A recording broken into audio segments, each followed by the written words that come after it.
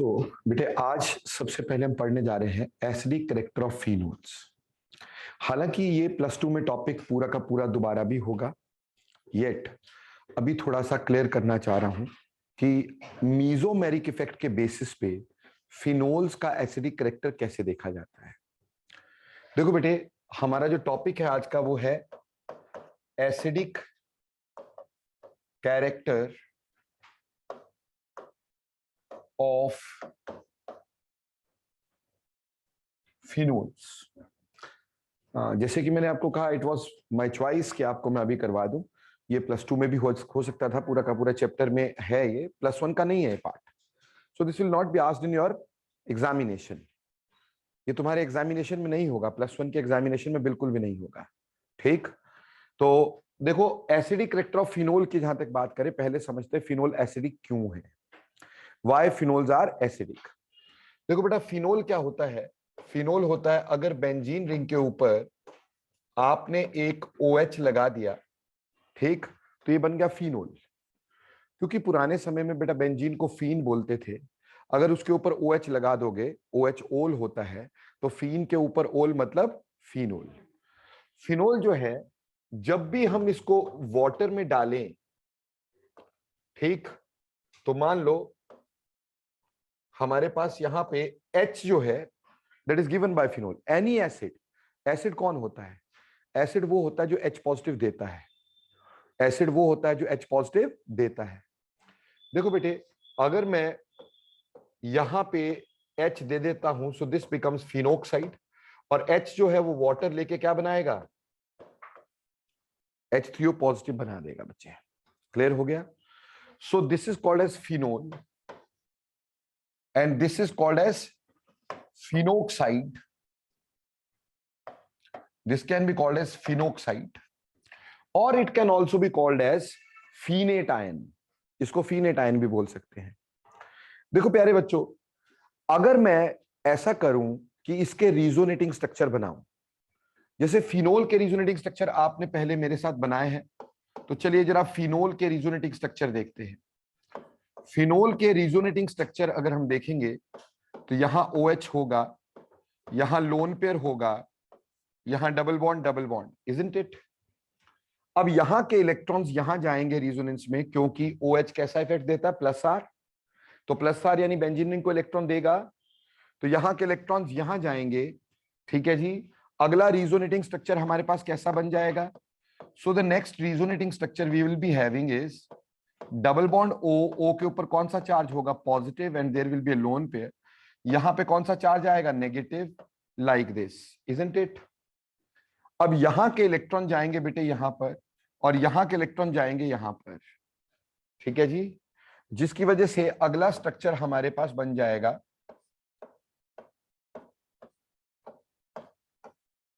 O के ऊपर positive charge, यहां डबल बॉन्ड, यहां नेगेटिव चार्ज, यहां डबल बॉन्ड। क्लियर हो गया कि नहीं? अब ऐसे ही यहां के इलेक्ट्रॉन जाएंगे यहां पे, और यहां के इलेक्ट्रॉन यहां पर चले जाएंगे बेटे। तो अगला रिजोनेटिंग स्ट्रक्चर जो हमारे पास बनेगा, so that will be like this. यहां डबल बॉन्ड O के ऊपर positive charge, lone pair, negative charge, double bond. Got it और नॉट? अब यहां के इलेक्ट्रॉन जाएंगे यहां पर, और यहां के इलेक्ट्रॉन वापस टू द ऑक्सीजन। सो अगला रिजोनेटिंग स्ट्रक्चर हमारे पास फिनोल का बन जाएगा like this. OH double bond. तो ये फिनोल के रिजोनेटिंग स्ट्रक्चर है। अब ऐसे ही हम फिनोक्साइड की बात करते हैं, और फिनोक्साइड के भी रिजोनेटिंग स्ट्रक्चर बनाने की कोशिश करते हैं।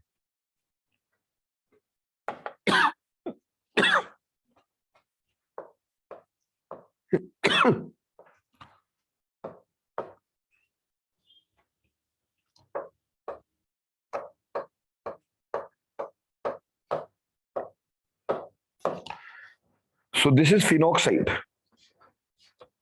Isn't it? ये फिनोक्साइड है। अब इस फिनोक्साइड के भी रिजोनेटिंग स्ट्रक्चर हम बनाएंगे। यहां के इलेक्ट्रॉन यहां जाएंगे, तो यहां के इलेक्ट्रॉन यहां चले जाएंगे कि नहीं जाएंगे? हाँ जी। उससे अगला स्ट्रक्चर हमारे पास कैसा बनेगा? उससे अगला स्ट्रक्चर हमारे पास कुछ ऐसा बन जाएगा, यहां डबल बॉन्ड, नेगेटिव चार्ज यहां आ जाएगा, so this will be the structure of phenoxide now. Clear?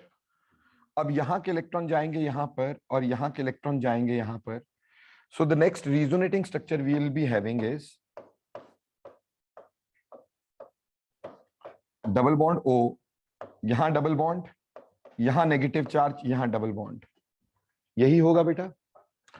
यहां के इलेक्ट्रॉन जाएंगे यहां पर और यहां के इलेक्ट्रॉन जाएंगे यहां पर, तो अगला स्ट्रक्चर हमारे पास कौन सा बनेगा? अगला स्ट्रक्चर हमारे पास यहां डबल बॉन्ड, यहां नेगेटिव चार्ज, ये रहेगा। बोलो क्लियर और नॉट? अब यहां के इलेक्ट्रॉन जाएंगे यहां पर और यहां के इलेक्ट्रॉन वापस यहां पर जाएंगे बेटा। ठीक है जी। तो जो अगला स्ट्रक्चर हमारे पास बनने वाला है वो इस तरह का बन गया, O नेगेटिव। ठीक, तो देखो 5 ही रिजोनेटिंग स्ट्रक्चर फिनोल के हैं और 5 ही रिजोनेटिंग स्ट्रक्चर किसके हैं? फिनोक्साइड के हैं। ठीक है बच्चे। लेकिन इन 5 स्ट्रक्चर्स में से अगर बच्चे आप इन 4 स्ट्रक्चर्स की बात करें, इन 3 स्ट्रक्चर्स की बात करें, इनमें से ये 3 स्ट्रक्चर, 5 में से फिनोल के जो 3 स्ट्रक्चर हैं, इसमें देखिए पॉजिटिव चार्ज भी है, नेगेटिव चार्ज भी है कि नहीं? So there is a charge separation. क्या है? Charge separation. और जिन स्ट्रक्चर्स में चार्ज की सेपरेशन होती है, जिन स्ट्रक्चर में चार्ज की सेपरेशन होती है, दे कंट्रीब्यूट लेस। है ना बेटा? रिजोनेंस में पढ़े थे, जिन स्ट्रक्चर में चार्ज की कंट्रीब्यूशन, चार्ज की सेपरेशन होती है, दे कंट्रीब्यूट लेस। तो इनकी कंट्रीब्यूशन लेस है towards resonance, less towards resonance. Resonance की तरफ इनकी कंट्रीब्यूशन कम है। पर क्या इधर कोई चार्ज की सेपरेशन है? Is there any charge separation in these structures? So there is no charge separation in these structures. क्योंकि यहां पे चार्ज की सेपरेशन नहीं है, इसका मतलब यहां पे contribution of 5 structure is more than that of these 5 structures. तो इसलिए हम ये बोल सकते हैं कि phenoxide is more resonance stabilised, resonance stabilised. ठीक, क्या बोला? कि फिनोक्साइड ज्यादा रिजोनेंस स्टेबलाइज्ड है। देखो बेटा, स्टेबल एक अलग चीज होती है, रिजोनेंस स्टेबलाइजेशन एक अलग चीज होती है। हम ऐसा नहीं बोल रहे कि फिनोल से फिनोक्साइड ज्यादा स्टेबल है, no not at all. Phenol से फिनोक्साइड कभी भी ज्यादा स्टेबल नहीं होगा, बट यह है कि फिनोल से फिनोक्साइड बनते जो स्टेबिलिटी कम होनी चाहिए थी, क्योंकि जब भी कोई न्यूट्रल स्ट्रक्चर से चार्ज स्ट्रक्चर बनेगा तो स्टेबिलिटी कम होगी ना। तो यहां से यहां जाते हो जो स्टेबिलिटी कम होनी चाहिए थी वो थोड़ी कंपनसेट हो जाती है, क्योंकि इसमें ज्यादा रिजोनेंस स्टेबलाइजेशन हो जाती है। फिनोक्साइड के 5 स्ट्रक्चर ज्यादा कंट्रीब्यूट कर रहे हैं than that of these 5 structure. इन 5 स्ट्रक्चर में से 3 स्ट्रक्चर ऐसे निकले जिनमें चार्ज की सेपरेशन थी, कंट्रीब्यूशन कम थी, और यहां पे इनकी कंट्रीब्यूशन ज्यादा थी। तो क्योंकि हमारे पास फिनोक्साइड के कंट्रीब्यूटिंग स्ट्रक्चर ज्यादा कंट्रीब्यूट कर रहे हैं टुवर्ड्स रिजोनेंस, इसलिए फिनोक्साइड की रिजोनेंस स्टेबलाइजेशन यानी स्टेबिलिटी ड्यू टू रिजोनेंस वो थोड़ी ज्यादा है than that of phenols. Phenol के मुकाबले फिनोक्साइड की रिजोनेंस स्टेबलाइजेशन ज्यादा है। बेटा स्टेबल भले ही कम हो, लेकिन जो स्टेबिलिटी में कमी आनी थी that is somewhat compensated by resonance. समझ में आई बात? इसलिए ये रिएक्शन थोड़ा सा, बेटा ये जो साइन में लगाया है ये इक्विलिब्रियम का साइन है। किसका? इक्विलिब्रियम का, जिसमें रिएक्शन फॉरवर्ड भी जा सकता है, जिसमें रिएक्शन बैकवर्ड भी आ सकता है। ठीक, लेकिन क्योंकि इसकी रिजोनेंस स्टेबलाइजेशन ज्यादा है तो ये रिएक्शन थोड़ा बहुत फॉरवर्ड में आ जाएगा, और जब भी ये रिएक्शन फॉरवर्ड में आएगा मतलब फिनोल एच दे देगा, और फिनोल एच देगा मतलब फिनोल एसिडिक होगा। तो फिनोल क्यों एसिडिक है?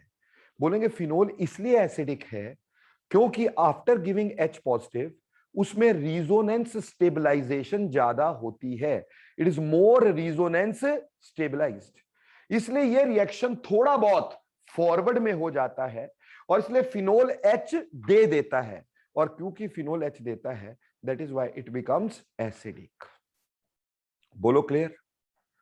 फिनोल एसिडिक क्यों हुआ? सभी बच्चों को समझ में आया? यस रिजुल, बोलो समझ में आया कि नहीं आया?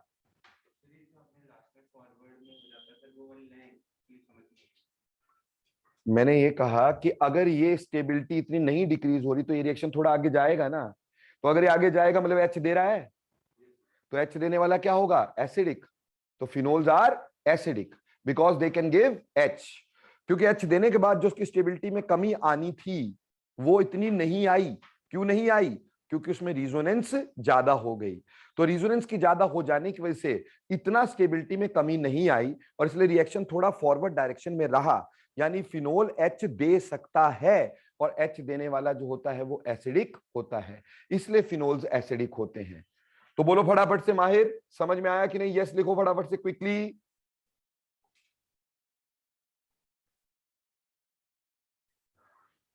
ओके, तो बेटा देखो, जिनसे पूछता हूं जवाब जरूर देना चाहिए। रिजुल से मैंने पूछा था, उसने जवाब ही नहीं दिया बिल्कुल भी। ठीक, तो एनी हाउ इस तरह से करके फिनोल के एसिडिक करैक्टर को हम डिस्कस करते हैं। अब हम देखेंगे कि फिनोल के एसिडिक करैक्टर पे कौन सा ग्रुप क्या इफेक्ट करता है। देखो बेटा, जितना ये अनायन ज्यादा स्टेबल होगा, जितना ये अनायन बना ना भाई, नेगेटिव चार्ज क्या होता है? अनायन। तो जितना अनायन ज्यादा स्टेबल होगा रिएक्शन उतना फॉरवर्ड में जाएगा, उतना आगे जाएगा, उतना आसानी से फिनोल एच देंगे, उतना स्ट्रॉन्गर क्या होंगे? एसिड होंगे। बात समझ में आई? अरे क्लियर हुई कि नहीं?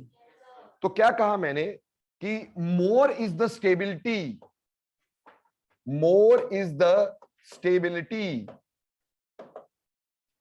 more is the stability of phenoxide, more is the stability of phenoxide, more is the stability of phenoxide, more is acidic character। जितना स्टेबिलिटी फिनॉक्साइड की ज्यादा बेटे, उतना एसिडिक कैरेक्टर क्या हो जाता है? ज्यादा हो जाता है। More is the stability of phenoxide, more is the acidic character. और फिनॉक्साइड एक अनायन है, अनायन की स्टेबिलिटी किससे बढ़ेगी? विड्रॉइंग ग्रुप से। इसलिए हमें यह समझ में आ जाना चाहिए कि more are the withdrawing groups, more are the withdrawing groups. जितने विड्रॉइंग ग्रुप ज्यादा होंगे, withdrawing groups, stronger is the acid, उतना एसिड ज्यादा स्ट्रॉन्ग हो जाता है। जितने विड्रॉइंग ग्रुप ज्यादा होते हैं, ठीक, उतना आपका स्ट्रॉन्गर विड्रॉइंग ग्रुप हो जाता है, उतना स्ट्रॉन्गर एसिड हो जाता है।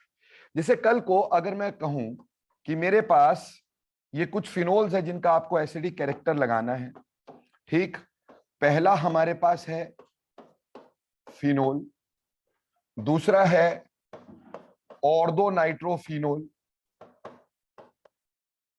तीसरा है डाई नाइट्रोफिनोल,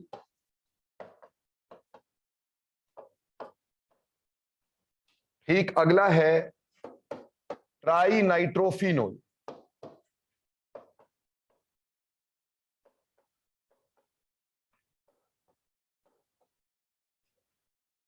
ठीक, अब देखो बेटा, नाइट्रो हमें पता विड्रॉइंग ग्रुप होता है कि नहीं होता? Is nitro withdrawing group having minus R minus I effect. और जितने ज्यादा विड्रॉइंग ग्रुप लगेंगे उतना फिनॉक्साइड ज्यादा स्टेबलाइज हो जाएगा और उतना एसिडिक कैरेक्टर बढ़ जाएगा। तो trinitrophenol is stronger acid than dinitrophenol which is stronger than mononitrophenol which is stronger than that of phenol. Clear हो गया? तो ऐसे एसिडिक कैरेक्टर देख सकते हैं हम लोग। फिर इसी तरह से stronger is the withdrawing group. अगली बात हम ये लिख सकते हैं कि stronger is the withdrawing group, stronger is the withdrawing group,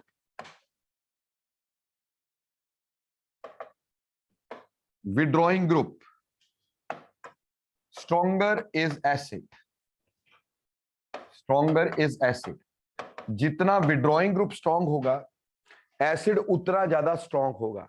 stronger is the withdrawing group, stronger is the acid. जैसे देखो बेटे, मान लो मेरे पास एक फिनोल दिया, एक नाइट्रोफिनोल दे दिया, एक बेटे हमारे पास क्लोरोफिनोल दे दिया गया, एक जगह पे OCH3 लगा दिया गया, एक जगह पर CH3 लगा दिया गया। अब इसमें कहा गया कि आप फिनोल का एसिडिक स्ट्रेंथ बताओ, किसका ज्यादा है किसका कम है। ठीक, देखो बेटे यहां पे हमारे पास -I और -R है कि नहीं है? बोलो। यहां पे -I लेकिन +R है, क्लियर है? यहां पे -I लेकिन +R है, इजंट इट? और अल्काइल ग्रुप का क्या होता है? +I और H, है ना बेटा? इसमें R तो होता नहीं।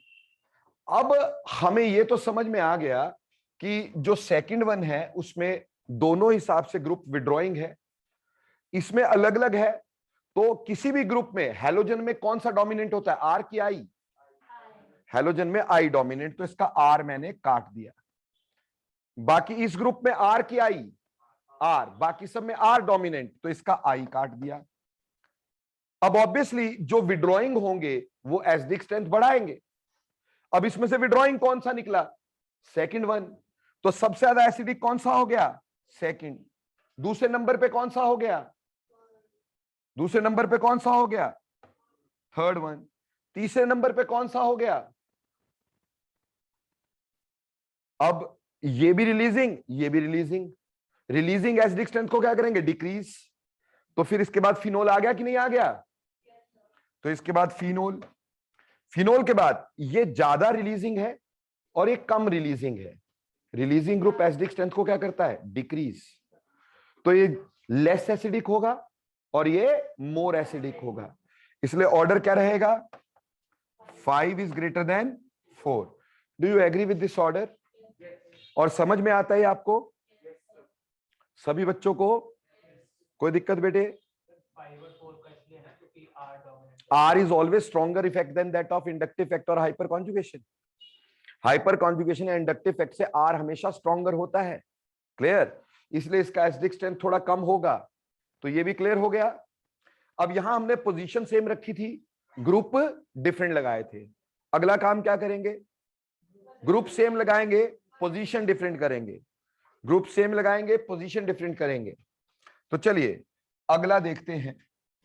अब मान लो मेरे पास है पहला ऑर्डर, यहां OH है फिनोल, यहां पे OH के साथ CCl3 लगा दिया मैंने, यहां OH के साथ मेटा पोजीशन पे CCl3 हो गया, और यहां OH के साथ यहां CCl3 हो गया। ठीक है बच्चों?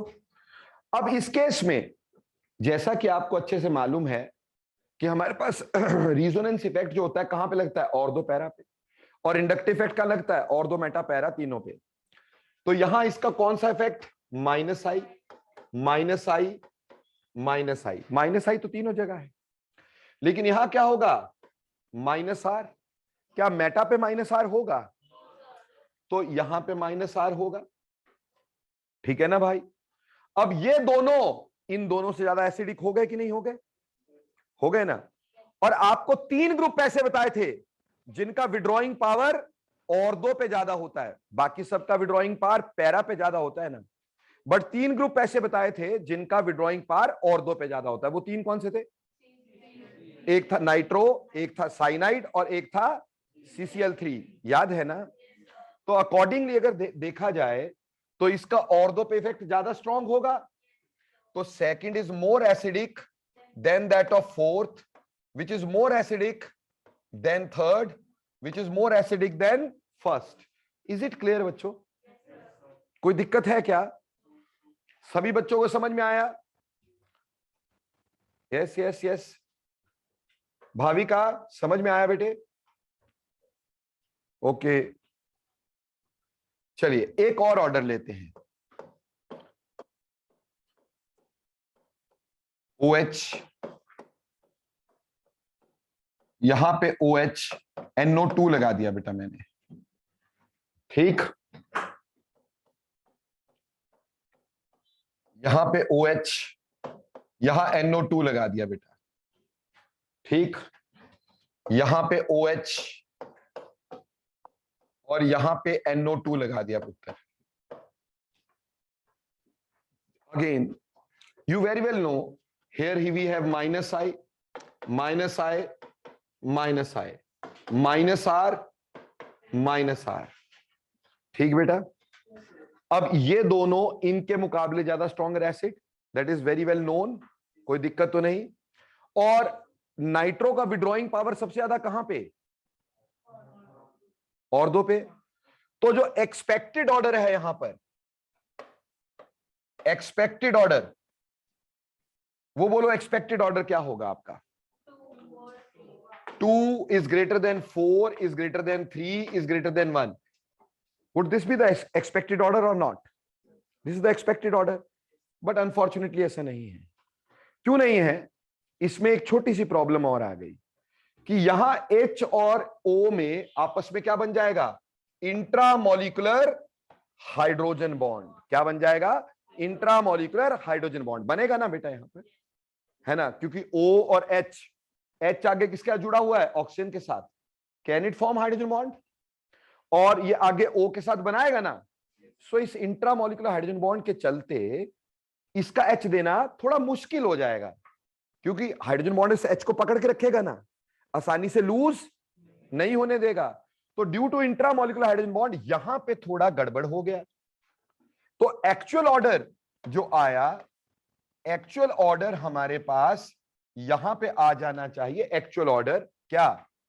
4 is greater then 2 is greater then 3 is greater then 1। ऊपर वाले से थोड़ा फर्क हो गया, ये नॉर्मल वाला हो गया। जहां पे हमने बोला था कि पैरा पे ज्यादा विड्रॉइंग इफेक्ट लगता है, ठीक। तो यहां पे लगना तो नाइट्रो का विड्रॉइंग जो पावर थी ऑर्थो पे ज्यादा लगनी थी, बट इंट्रामोलिकुलर हाइड्रोजन बॉन्ड के चलते ऑर्थो वाला थोड़ा सा लेस एसिडिक हो गया। बोलो क्लियर कि नहीं? समझ में आया? अब एक और ऑर्डर पकड़ते हैं।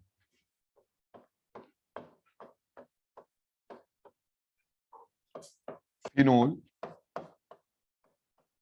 यहां लिख दिया SH। क्या लिख दिया? SH।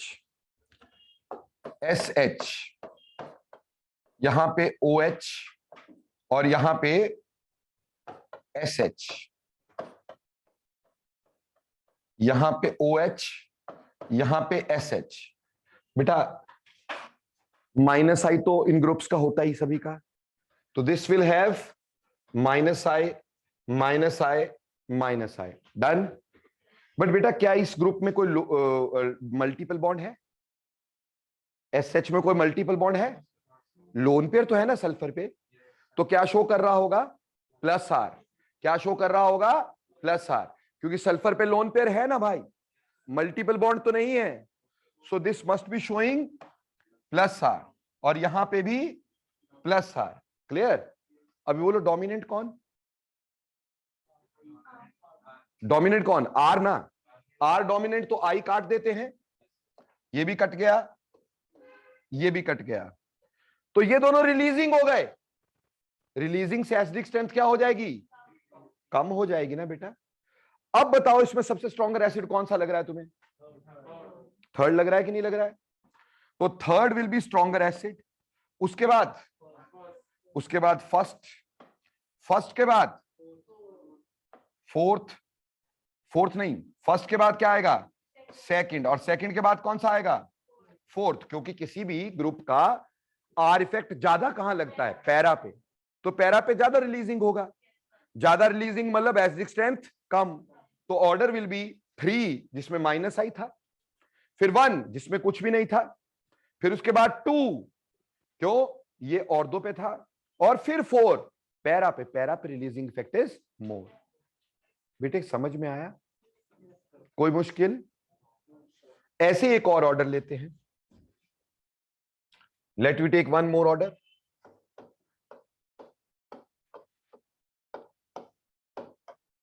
यहां पे OH है, अब मैंने क्या किया, यहां पे OH और यहां पे भी OH ले लिया, यहां OCH3 ले लिया, छोड़ो।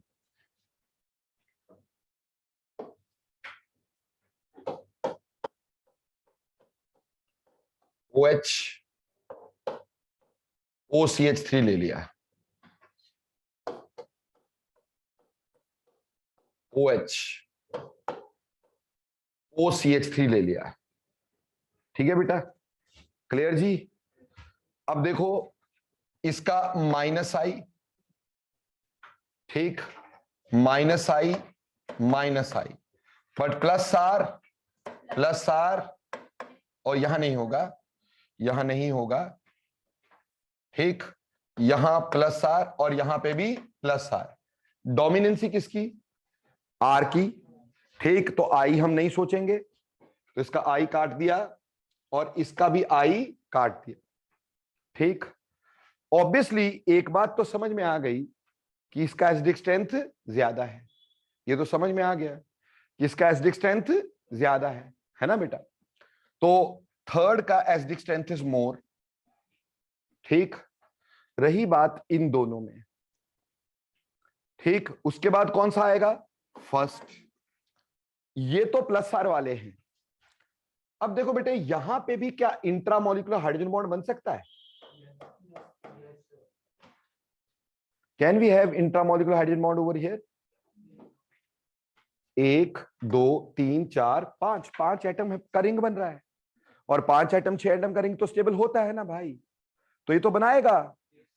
तो यहां इंट्रामोलिकुलर हाइड्रोजन बॉन्ड बन गया। अगर हाइड्रोजन बॉन्ड बन गया तो H देना आसान की मुश्किल? मुश्किल ना। तो ये H मुश्किल से देगा, ये उसके मुकाबले आसानी से दे देगा। हालांकि एक्सपेक्टेड ये था कि ये लेस एसिडिक होता, बट ये थोड़ा सा ज्यादा एसिडिक हो गया। रीजन बीइंग यहां पे इंट्रामोलिकुलर हाइड्रोजन बॉन्ड आ गया, ठीक। तो ये ऑर्डर मिला, बोलो क्लियर कि नहीं? समझ में आया? तो इंट्रामोलिकुलर हाइड्रोजन बॉन्ड कहां बनता है ये तो क्लियर हो गया होगा। एक ऑर्डर और लेते हैं, ठीक, ध्यान देते रहना भाई। ये OH हो गया। आपको पता है कल आपका टेस्ट कौन सा है? कल कौन सा टेस्ट है आपका? हाइपर कॉन्जुगेशन, रिएक्शन इंटरमीडिएट्स, जो भी आपको लेक्चर भेजे थे उसी में से 1-2 क्वेश्चन इसमें से भी होंगे।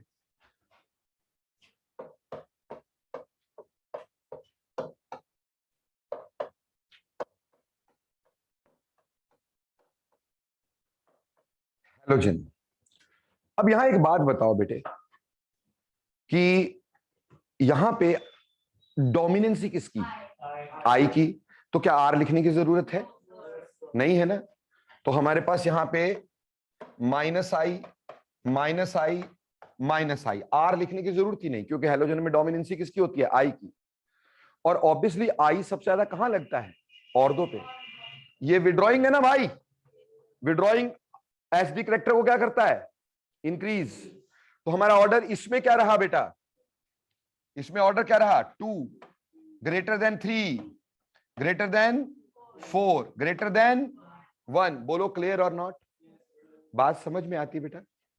एक ऑर्डर थोड़ा सा अपने आप सोचोगे, ये OH, ये OH और यहां पर F,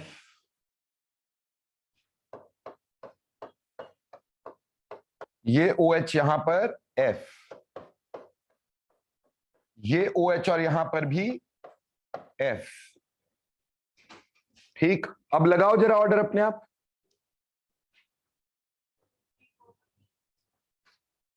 इसका -I, हाँ जी, R तो डोमिनेंट नहीं है, लिखने की जरूरत नहीं है। -I क्यों जी? पर बेटा क्या फ्लोरीन इंट्रामोलिकुलर हाइड्रोजन बॉन्ड बनाता है? अरे क्या बात कर रहे हो यार, फ्लोरीन डज फॉर्म इंट्रामोलिकुलर। तो क्या ये H आसानी से देगा? तो क्या ऊपर वाला ऑर्डर रिपीट होगा? नहीं होगा ना। तो यहां पे कौन सा होगा? 3 is greater than 4 is greater then 2 is greater than, the reason being intramolecular hydrogen bond. तो इंट्रामोलिकुलर हाइड्रोजन बॉन्ड के चलते इसका एसिडिक कैरेक्टर थोड़ा सा कम हो जाता है। Any doubts? तो मैंने आपको काफी सारे ऑर्डर बना के सिखाए हैं, अब आपको इसी तरह से सोचना है। +2 तक सोचते चले जाइएगा, तरह तरह के ऑर्डर। +2 में इसको दोबारा रिपीट करूंगा और उस समय आपका दिमाग खाऊंगा मैं, आपसे पूछूंगा मैं, समझ में आई? मैं नहीं बताऊंगा, फिर मैं आपसे पूछूंगा। क्लियर? तो इसको ध्यान से पढ़ लेना। सो this is acidic character of phenols. थोड़ा बहुत जो है वो मैंने आपको बता, थोड़ा बहुत क्या 90% बता दिया है। एक आधी चीज जो +2 में जाके होती है वो वहां बता देंगे। अभी फिलहाल 99% आपका फिनोल का एसिडिक कैरेक्टर सही लग जाएगा। जो भी एसिडिक ग्रुप होते हैं वो हमेशा क्या करते हैं, जो भी विड्रॉइंग ग्रुप होते हैं एसिडिक कैरेक्टर को बढ़ाते हैं, जो भी रिलीजिंग होते हैं एसिडिक कैरेक्टर को कम करते हैं, क्योंकि acidic character depends upon the stability of अनायन। Got it और नॉट? तो ये हो गया एसिडिक कैरेक्टर।